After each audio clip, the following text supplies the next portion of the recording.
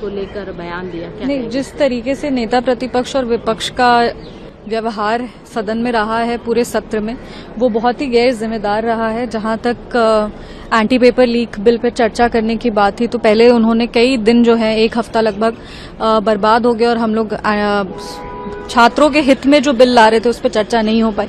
जब चर्चा फाइनली शुरू हुआ, नेता प्रतिपक्ष जब बोलना शुरू किए, तो वे बेफिजूल बिना आधार के आरोप जो है हमारे माननीय गृह मंत्री जी पे लगाते गए, बिना किसी तथ्य के।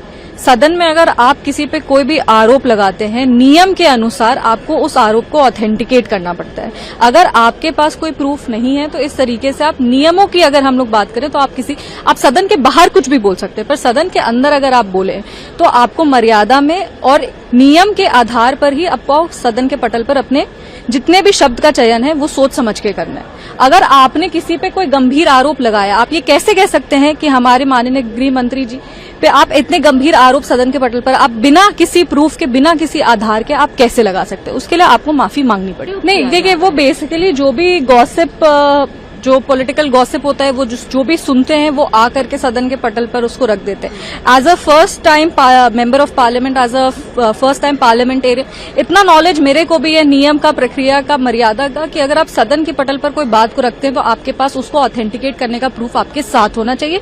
और आपको नोटिस भी, अगर आप किसी मंत्री पे अगर आप आरोप लगाते हो तो आपको नोटिस भी देना पड़ता है कि आप उनपे ये आप आरोप लगाना चाह रहे हैं। पर जिस तरीके से बार बार विपक्ष जो है गैर जिम्मेदार तरीके से जो सत्ता पक्ष के लोग हैं उनको घेरने का प्रयास कर रही है, उनको बार बार ये देश में संदेश भेजना चाह रही है कि एनडीए जो है, वो एनडीए के जितने भी तमाम सदस्य हैं वो छात्रों के हित में नहीं है। पर सच बात तो ये है कि विपक्ष उनको लेकर गंभीर नहीं है। अगर विपक्ष उनको, अच्छा, राहुल गांधी जी जब अपना भाषण दे रहे थे, उन्होंने एक बार भी छात्रों के हित की बात नहीं, वो बार बार लगातार बात घुमा रहे थे, एक भ्रम तैयार करने का प्रयास कर रहे थे, पर वो छात्रों के हित में एक भी बात नहीं। तो ये दिखाता है कि विपक्ष बिल्कुल भी छात्रों के भविष्य को लेकर गंभीर नहीं है, सीरियस नहीं है, और वो इस बिल पे कभी चर्चा करना ही नहीं चाहते थे।